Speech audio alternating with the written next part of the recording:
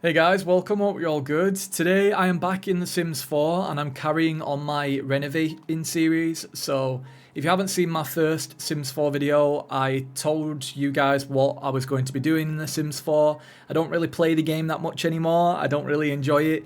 But I do still like the build mode side of it, so I don't play the gameplay, but I can still enjoy the build mode. I did purchase the recent kit, which is the book kit, so I might be using some items from there. You know, like I said, I still enjoy the build mode, so I wanted to renovate a lot of my older builds. I've already renovated my country mansion, which I'll leave at the end of this video. And in this one, this is actually a build that I never uploaded onto my old YouTube channel. And I never uploaded this on the gallery either. This is something that I just built and I was planning on making a video, but then, you know, I just lost passion for my old channel. But I've already talked about all of that. But I never uploaded it, so I thought I might as well show you this build and renovate it. I'm not really renovating much of it. I've already done the exterior walls, but I've kept everything else the same. It's mainly the inside that we are going to be decorating. So I'm just going to show you around this home. I'll give you a little bit of a backstory on this home. I used to be kind of obsessed with looking up on Rightmove at homes that I could never afford.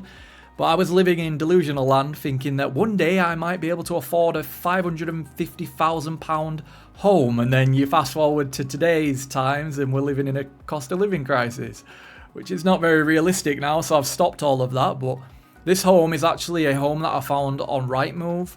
I don't think any of you will recognise this. If you do, please do let me know in the comments. But it's just a nice bungalow that I love. I love bungalows. I've always liked one-storey homes.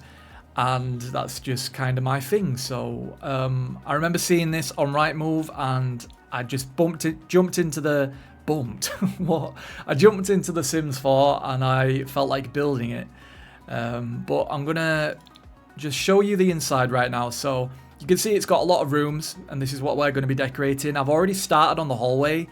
I started on this a while ago, but I deleted the footage that I recorded because I wasn't sure if I was going to even come back to YouTube. But obviously now I've come back, I'm going to carry on where I left off, which is in the living room. I've already done the hallway. Some of these rooms I might leave how they are, like the kitchen. I do like this kitchen set. Came with the Dream Home Decorator game pack.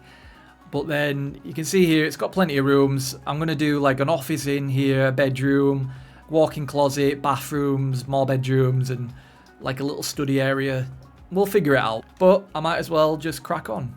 Alright, I'm just going to let you guys know as well that I've done a no CC version of this build, so if you don't really like custom content or you just can't be bothered downloading it, I am going to leave the links where I got it all from. I'll do a Tumblr post, so you'll be able to find most of the custom content. But for any of you that don't like CC, I have done a no CC version, which I don't plan on doing often. I used to do that on my old channel, but it's very time consuming. Like, it took me a long time to do the no CC version. I was at it all night, and that's not something I want to do often, especially when it comes to this game. I don't want to spend that much time working on just one video.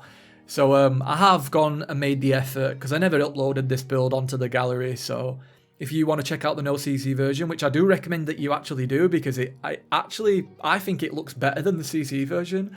I know I'm shitting on my own build right now, but like, I wasn't totally satisfied at the end of this video with how it all looked. You guys might feel a different way. We've all got different styles and stuff, but I don't know what it was. I just couldn't seem to like furnish it the way that I really wanted to furnish it. So yeah, it stressed me out a little bit.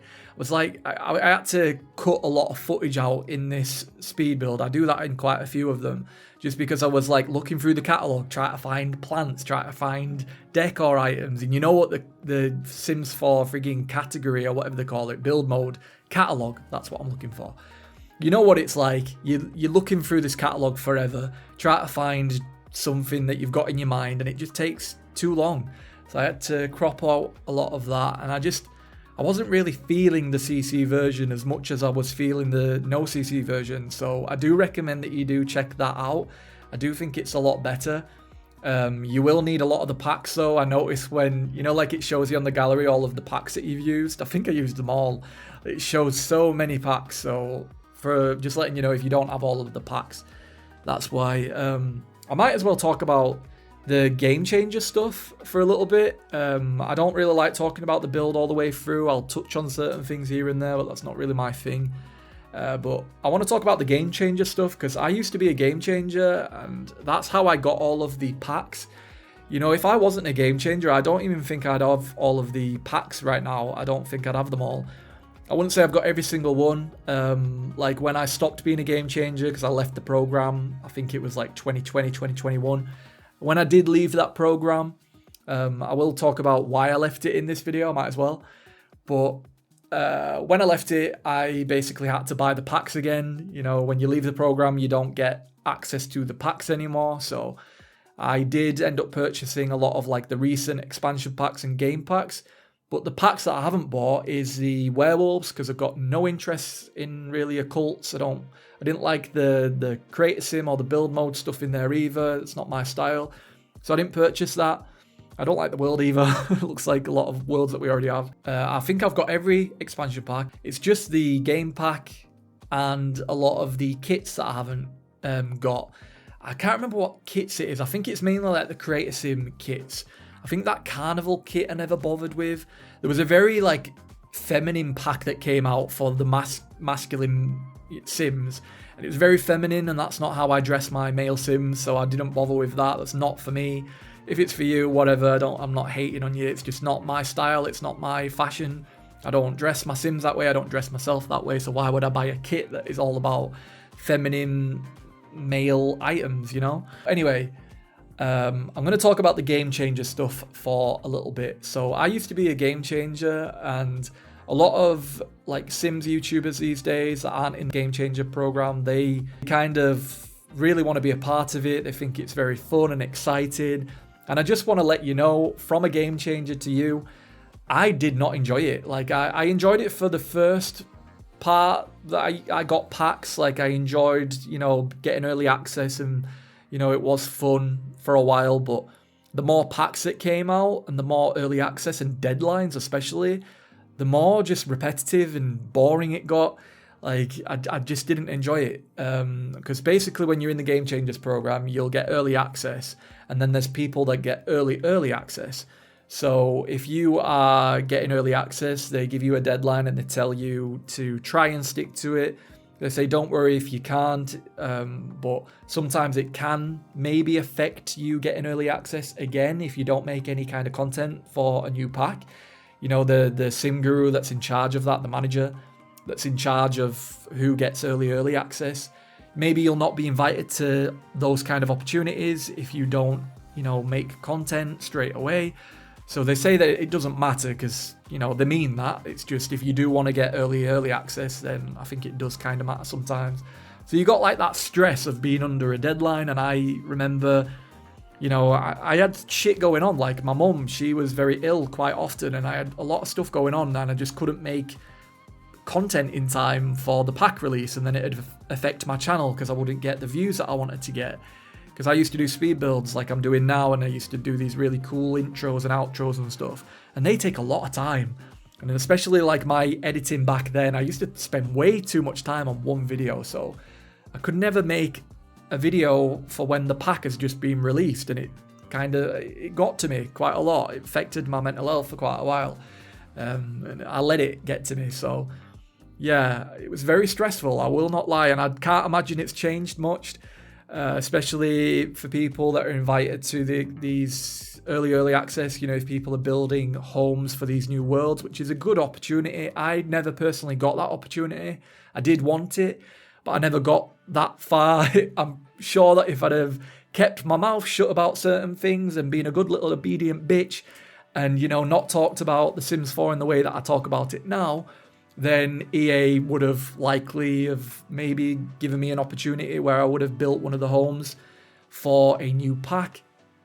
But now, personally, I don't really care about any of that shit. I don't really care about the game, so I'm totally fine with that now. But back then, I really wanted that opportunity, and I was trying my hardest to like make a load of content for these new pack releases, but it was exhausting. And it got to the point where I just felt no satisfaction in The Sims 4, felt no satisfaction in the packs, or just any new pack that they'd release, I was like, I cannot sit here and make a video talking about how lovely it all is. Like, I'll probably say that the build mode is good, but when it comes to the worlds being so closed off and empty, there's not really much that you can interact with. I can't lie about that shit. I can't be, you know, a little Simsy YouTuber and talk about this stuff. No hate to her. I don't really give a shit about little Simsy or any of these really popular Sims YouTubers anymore. They're not for me. It's very cutesy, it's very, you know, girly, and they all kind of have like the same opinions, and it's just not for me. So yeah, I couldn't do that. I couldn't sit doing a voiceover talking about this shit in that kind of way. I couldn't lie. I had to be honest, and I ended up leaving the Game Changers program for that reason. I remember I made a whole video talking about it, whether you guys remember that or not. I was saying that I'm not sending any hate to the Sim gurus or any Sims content creator, because I wasn't. You know, I didn't really have a problem with those, even though it felt very cliquey in the Game Changer program. I remember once when I got invited to EA Play, I couldn't go to EA Play because I wasn't able to go to America. The visa issue, I had a load of issues back then. I made a video talking about it, don't need to bring it up again, but I had a lot of issues with my visa and I couldn't end up going, which was actually a blessing in disguise, knowing what I know now about a lot of these Sims YouTubers. You know, I don't get along with a lot of them anymore because they don't like my opinions on the jibby jab. They made that very clear. But I remember I got invited to EA Play and I was very excited, and I found out that I couldn't go. I was very upset. I was like, why? I really wanted to go. I wanted to go to America, you know. It was in Los Angeles as well. I really, really wanted to go. But I remember they invited me to like this private Twitter group that they had going on. I hope that I'm allowed to mention this stuff. I think I am. I'm not going to tell you what was in the group because I don't even remember, to be honest with you, but they had like a little private group where all of the like elite game changers, I call them, you know, like the popular ones, Steffo Sims, Plumbella, you know, all of them, James Turn, all of them were in this Twitter group. I don't know whether it's still a thing. I have no idea, but I was invited to there and they weren't very friendly towards me. Like, they weren't really welcoming. They didn't say, hey, how you doing? Or any of that shit. They didn't say hello. You know, even though a lot of them followed me as well, we followed each other, but they weren't like the most friendliest people. I'm not saying that they're not friendly. I'm just saying it didn't really feel very welcoming. I didn't feel like that I belonged in that group. You know, I'm not sure if it was because I'm not really interested in a lot of stuff that they're interested in. We didn't have a lot of things in common. The only things that we really had in common was being British, like, you know, me and Plumbella and Steffo Sims, and also our love for the Sims. I'm not sure what it would have been like if I'd have met them. I'm sure that they would have been very friendly towards me and we would have got on very well. I'm sure that it would have been all right, but, you know, fast forward to now, you know, them not liking certain opinions that I've made online. I'm very glad that it didn't work out. I'm very glad that I didn't go there. I'm very, very pleased with that. So, yeah, I remember they had like this little private Twitter chat going on. I don't know whether it's still a thing or not, like I've mentioned. And they also had like the Discord, which I think a lot of Simmers know about now. They had like this private Discord where all of the game changers were in. There was so many dramas in there because when these elite game changers will get given these opportunities, obviously the other game changers will be pissed off. They'll be like, well, why are they getting the opportunity and I'm not? It would really benefit my channel. Why are you always giving it to these people with, you know, hundreds and thousands of followers on YouTube and socials? And that is pretty much why they do it, because they've got followers. They've got the reach that they want to reach.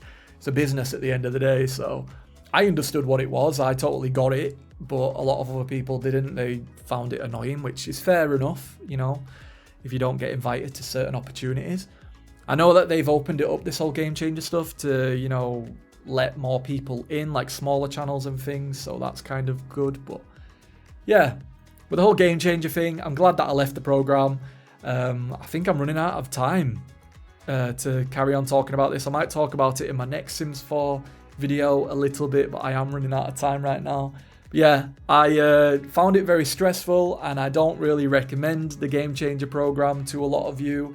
You think it's good because you'll get early access and it'll help your channel, but you really do have to be on a deadline all the time, and you have this immense amount of pressure, and I just don't think it's healthy. So I wouldn't really recommend it.